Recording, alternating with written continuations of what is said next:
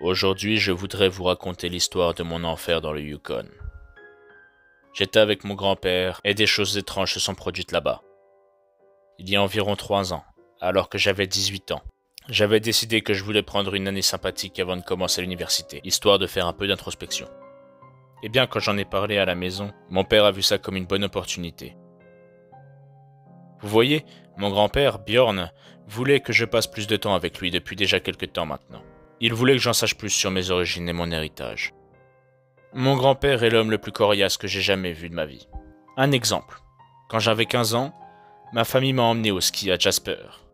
Mon grand-père nous a accompagnés. Pendant qu'il skiait, Bjorn a heurté une branche qui était cachée sous la neige. Ça le projeta contre un sapin. Ce sapin avait une branche qui lui a ouvert la bouche jusqu'à la joue. Une fois que nous l'avons rejoint, nous nous sommes mis à paniquer et nous étions sur le point d'appeler les secours. Il s'est simplement levé, nous a dit qu'il allait bien et qu'il allait retourner à sa cabine pour se rafistoler. Il s'est avéré qu'après ça, il a skié tout le long du chemin du retour. Il a pris une aiguille et du fil de pêche et a recousu son propre visage, face à un miroir. 1 heure plus tard, il était de retour sur les pistes, comme si de rien n'était. Mon grand-père est d'origine suédoise. C'est un homme massif et musclé, malgré sa soixantaine. Il est calme et assez taciturne.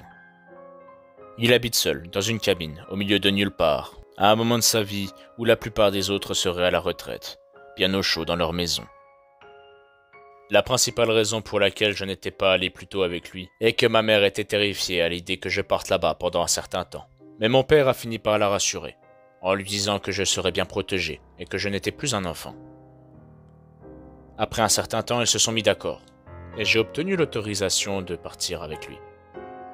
Ma famille vit à Alberta, et mon grand-père dans le nord-ouest du Yukon, un peu au-dessus de la mine de Minto. Avant le voyage, mon grand-père insista pour que je prenne toutes mes affaires dans un sac de randonnée. Il voulait aussi que je ramène un sac de couchage et que je m'habille avec une tenue de neige. Le jour de mon départ, je devais prendre l'avion pour ensuite le retrouver à l'aéroport. Après l'atterrissage, j'ai été accueilli par le visage souriant de mon grand-père, regardant droit dans ma direction. Nous nous sommes salués rapidement pour ensuite grimper dans son pick-up. Nous avons roulé quelques heures, sans qu'il me dise grand-chose, mais je connaissais son caractère, et je savais à quoi m'attendre. Nous sommes finalement arrivés vers un grand terrain enneigé, bordé par des arbres, à côté de la route. « Alors, où est ta cabane ? Je ne l'ai pas croisée en chemin, lui demandai-je. Il se tourne vers moi et me sourit. À environ 3 heures de marche dans cette direction, il pointa du doigt les arbres au loin, et ainsi a commencé le premier jour de mon aventure. Sac à dos sur les épaules, et neige jusqu'aux mollets. Nous nous sommes mis à marcher. Le premier jour s'est passé plutôt normalement, quelque chose qui n'allait pas durer, laissez-moi vous le dire tout de suite. En cours de route, il me montrait des traces d'animaux et différentes plantes, me donnant quelques conseils de base pour la survie en milieu sauvage. J'ai grandi dans une petite bourgade, à l'extérieur de la ville d'Athabasca, donc je n'étais pas étranger à la nature, mais les connaissances en bushcraft de mon grand-père semblaient encyclopédiques. Quoi qu'il en soit, le premier jour s'est terminé, alors que le soleil était bas dans le ciel et que la neige s'enterrait dans le crépuscule. C'était une vue magnifique. Nous avons trouvé un coin un peu à l'abri, et nous avons allumé un feu. Et mon grand-père prit une boîte de haricots à chauffer avant de nous détendre un peu. Ensuite, il installa une tente et j'ai dormi assez profondément, malgré qu'il faisait aux alentours de -20 degrés. Le matin du deuxième jour, il m'a réveillé, et il m'a dit de me préparer à marcher.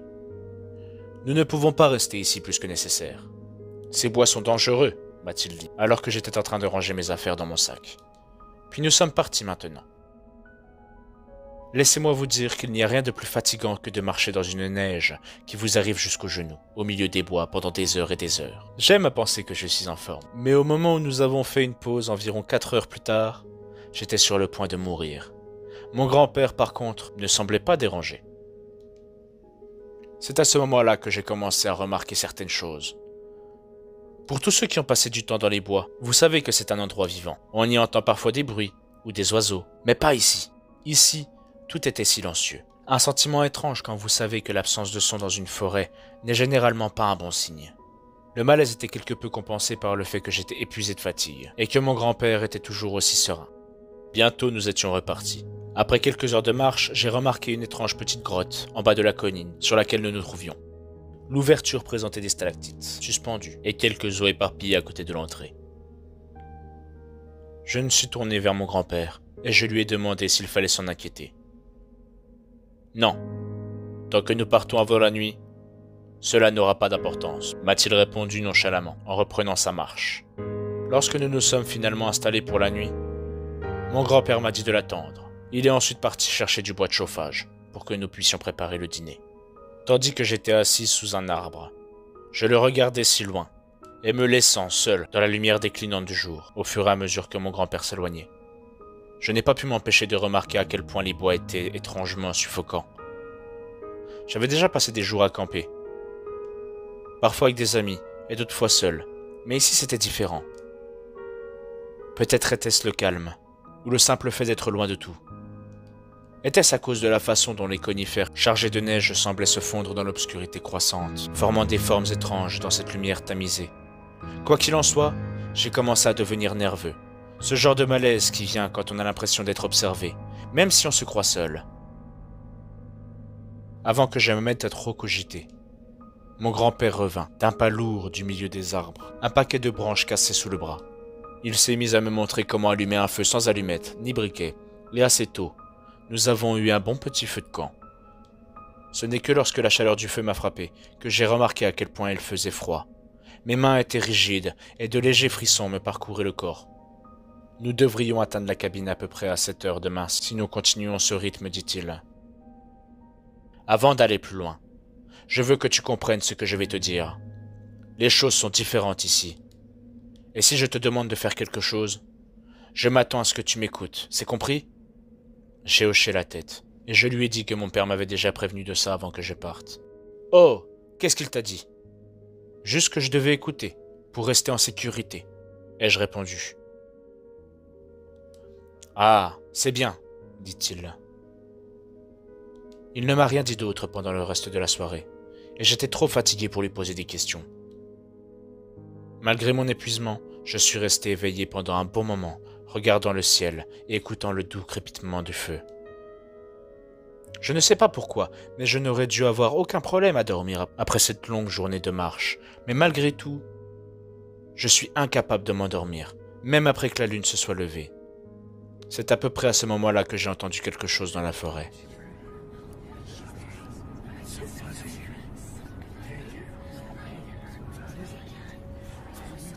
Comme une sorte de chuchotement.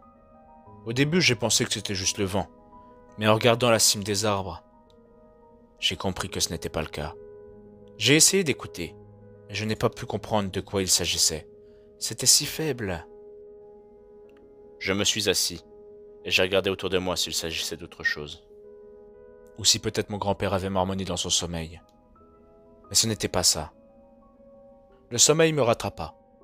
Peu de temps après, j'ai été réveillé par Björn, alors que le soleil venait de commencer sa lente ascension sur les montagnes à l'horizon. Pendant qu'on rassemblait notre matériel, il m'a demandé si j'avais bien dormi. Je lui ai dit qu'il me faudrait un peu de temps pour m'habituer au froid, mais que sinon ça irait. Il m'a regardé un moment, avant de me demander de ramasser mon sac. Une fois de plus, nous avons repris la marche. Nous nous enfonçons plus profondément dans cet océan blanc.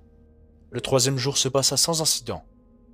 Ce n'est qu'après de longues heures d'exploration fastidieuse et épuisante que nous avions aperçu la maison de mon grand-père, construite contre une falaise. Aucune fenêtre ne l'ornait. C'était une simple structure, faite de bois massif. Une petite cheminée s'élevait du toit. Facile à remarquer, étant donné que les arbres avaient été dégagés dans un rayon d'environ 20 mètres tout autour, remplacés par des petits piquets de bois. Au fur et à mesure que nous nous approchions, j'ai remarqué qu'il s'agissait en fait de poteaux de clôture. Des fils barbelés étaient tendus entre eux, et de temps en temps, il y avait un poteau beaucoup plus haut, en retrait de la clôture. Dans l'obscurité grandissante, je ne pouvais pas vraiment distinguer les petits détails, mais j'étais curieux de savoir pourquoi ils étaient là. Mais maintenant, quelle que soit la raison de leur présence, je n'étais pas d'humeur à poser des questions. Je voulais juste rentrer et dormir au chaud. Avant que nous puissions rentrer cependant, il y avait une manipulation à faire. Mon grand-père a soulevé un des poteaux du sol, nous permettant d'entrer, et m'a dit de le remettre à sa place en m'assurant qu'il n'allait pas tomber. Cela n'a pas pris trop de temps, car la neige autour de la cabane était beaucoup moins haute que dans les environs, ce qui rendait la manipulation plus facile. Quand je me suis rendu à la cabane, j'ai trouvé mon grand-père en train de retirer de nombreuses petites choses métalliques qui étaient accrochées au-dessus de la porte. Je pouvais les voir briller sous le peu de lumière du jour qui restait, mais je ne pouvais pas distinguer exactement de quoi il s'agissait. Puis comme je l'ai dit, j'étais trop fatigué pour vraiment m'en soucier, et je suivais mon grand-père à l'intérieur dès qu'il eut fini de retirer le dernier. « Celui là-bas est pour toi », me dit-il en désignant un petit lit dans un coin de la pièce. Je m'y suis rendu avant de m'endormir. La nuit fut vraiment reposante, et je me suis réveillé le lendemain matin en pleine forme,